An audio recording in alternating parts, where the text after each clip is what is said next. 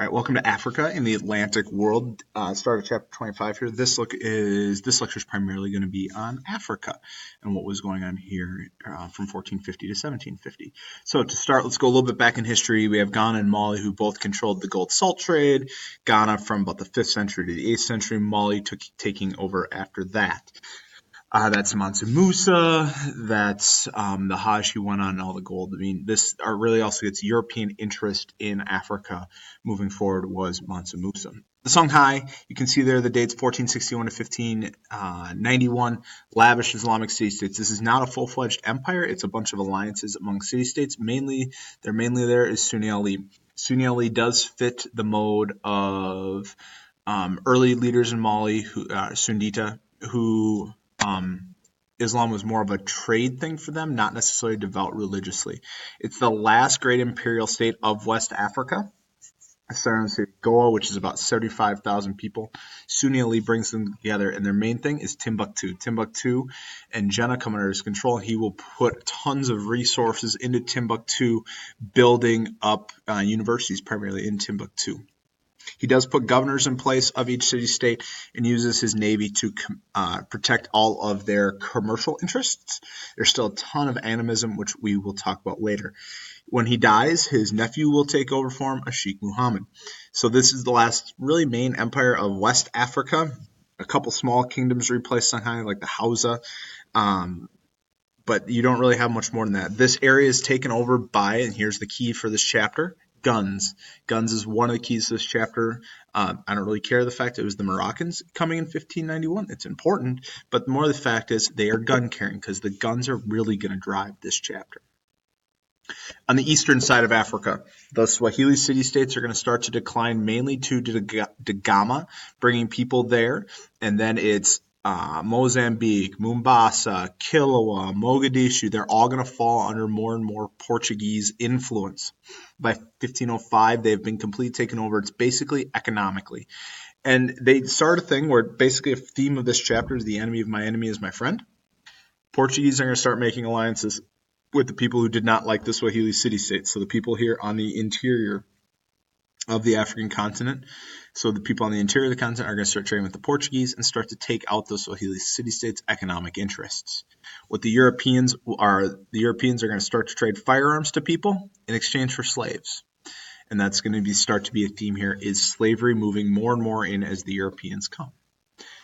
Two left. First one is the Kingdom of Congo right here, South and Central Africa. Kingdom of Congo, huge centralized state. As commercial interest grows in the regions, we have lots of information about them. They had a huge centralized government that oversaw all military, judicial, and financial affairs.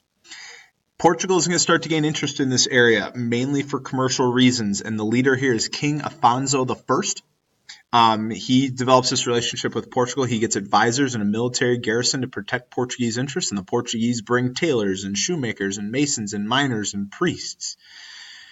Similar to what we see in Western Africa, he converted to Christianity for a close relationship with Portugal, and then he will also offers an endorsement of monarchy rule with the Kingdom of Congo.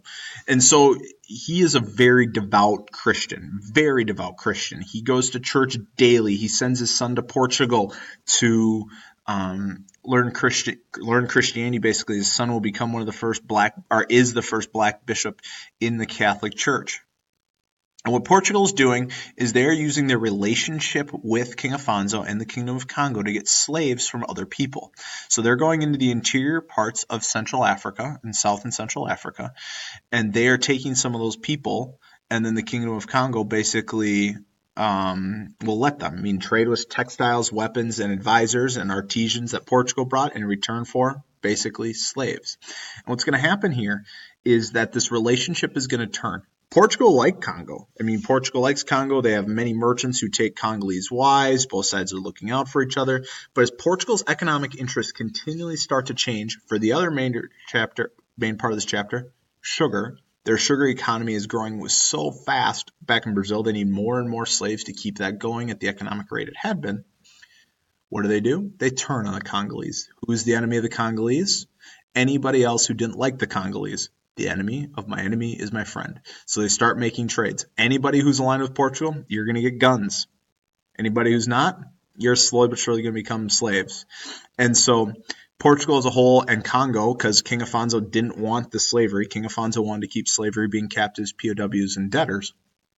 And when Portugal starts taking free men from both the Kingdom of Congo and other people, you now have Congo and Portugal are going to go to war with each other and eventually end in Congo winning, Portugal winning a war in 1665, and they are conquered.